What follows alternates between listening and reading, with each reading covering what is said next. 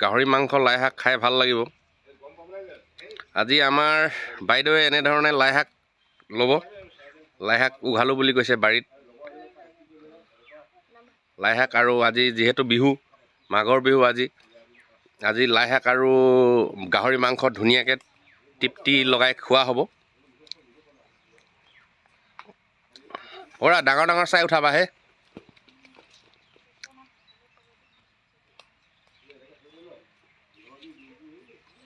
ঐ তোমাক কি লাগে? ঐ তুমি কি লাই শাক উঠাবা নেকি? লাই শাক উঠাবা? তোমাৰ নামটো কি? ৰিতম কোঁৱৰ। ৱাহ, বৰ ধুনীয়া নামচোন। আৰু তুমি তুমি কি কৰিছা? তুমি আকৌ কেলে সেইখন আঁতৰাই দিছা? এয়া চাওক, বাৰীৰ লাই আৰু গাহৰি মাংস আনিম আজি। ধুনীয়াকৈ বনাই কিনে খাম গাহৰিৰ লগত। বহুত ভাল লাগিব। আপোনালোকেও খাব গাহৰি আৰু লাই, ভাল লাগিব খাই। এইজোপা চিম গছ। ৱাও, চিম লাগি আছে দেখোন।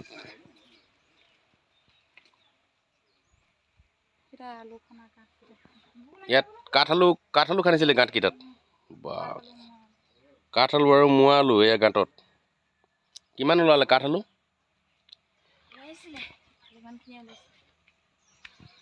এয়া চাওক, চিম কি ধুনীয়াকৈ লাগি আছে।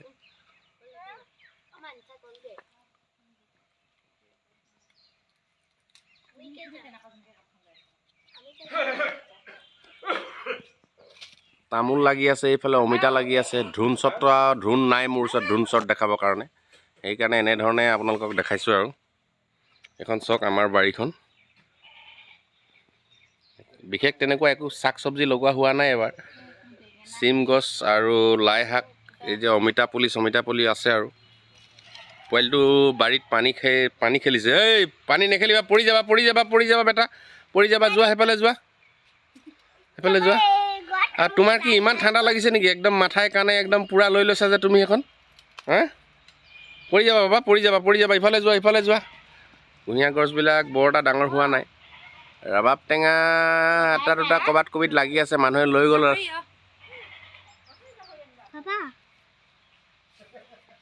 বোলে আমাৰ বৌ আহিছে। বৌয়ে কিবা উঠাই বোলে। পৰিলে ওপৰলৈ চাই হাঁহি দিব, ৰ'দ দিব বোলে। এয়া নগা ধনিয়াও বহুত আছে, লাগে যদি উঠাই লওক অলপ। নগা ধনিয়া এইখিনি। এইফালে মচন্দৰীও আছে, বহুত আছে। এতিয়াতো কমেই আছে অলপ, আগতে বহুত আছিলে। এইজোপা জেতুকা গছ, চাই লওক। বহাগ বিহুত এয়াই লাগে আমাৰ লোকেল জেতুকা। মেহেন্দি চেহেন্দি নিকিনিব দোকানৰ পৰা।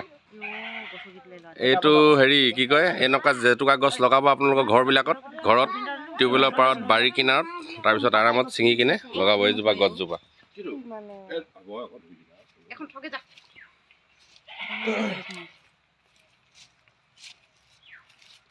তুমি ক'ত সোমাইছা?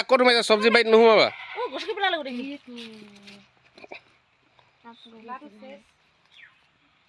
তুমি কি খেলিছা? তুমি পাবজি খেলিছা নেকি? হে? এইবিলাক কি বেঙেনা হয় এইখিনি? ছাগলী বেঙেনা? আচ্ছা, এয়া বেঙেনা গছ দেখিছে? ছাগলী শিঙীয়া নে কি শিঙীয়া হেনো বেঙেনা গছ। সৰু সৰু লাগে ন? ইয়াতকৈ ডাঙৰ নহয় চাগে? ইয়াতকৈ ডাঙৰ নহয় নেকি? ছাগলী শিঙৰ সমানে হয়, সেইকাৰণে ছাগলী শিঙীয়া বেঙেনা গছ বুলি কয় এইবিলাকক। খাই ভাল লাগে চাগে এইবিলাক। কুঁহিয়াৰ সৰু সৰু হৈ আছে, ডাঙৰ হোৱা নাই। এই বেটা, পৰি যাবা, নামা তাৰ পৰা। এয়া ফাইনেলি আজি আমাৰ বাৰীখন আপোনালোকক দেখালোঁ। এয়াই আৰু, বিশেষ তেনেকুৱা একো নাই বাৰীত।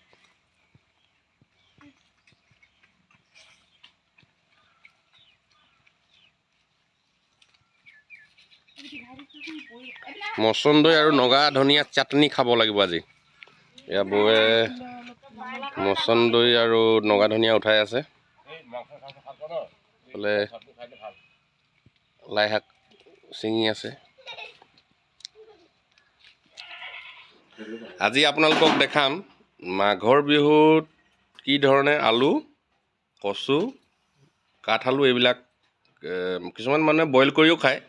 আৰু আজি আমি চেয়া কি ধৰণে দিয়ে চেয়া দি কিনে কি ধৰণে মানে হেৰি কৰে সেইখিনি আপোনালোকক দেখাবলৈ চেষ্টা কৰিম। এবাৰ আপোনালোকেও বনাই কিনে খাই চাব পাৰে। আচ্ছা, এখেতৰ পৰা ভালকৈ আমি কথাখিনি জানি লওঁ, কি ধৰণে এখেতে আলুবিলাক চেয়া দিয়ে। কওকচোন আপুনি কি ধৰণে এইটো হেৰি কৰিছে? হয়, আমি বিশেষকৈ আমাৰ অসমীয়া সমাজৰ মানুহবিলাক ধৰি লওক মাঘৰ বিহু বুলিলে আলু কচু ধ্যান দিয়া হয়, তাক ভোগালী বিহু বুলি কোৱা হয় কাৰণে। তো এতিয়া ধৰি লওক এইখিনি ধৰি লওক এইবিলাক চব আছে, মিঠা আলু আছে, কচু আছে, মূৰা আলু আছে, কাঠ আলু আছে।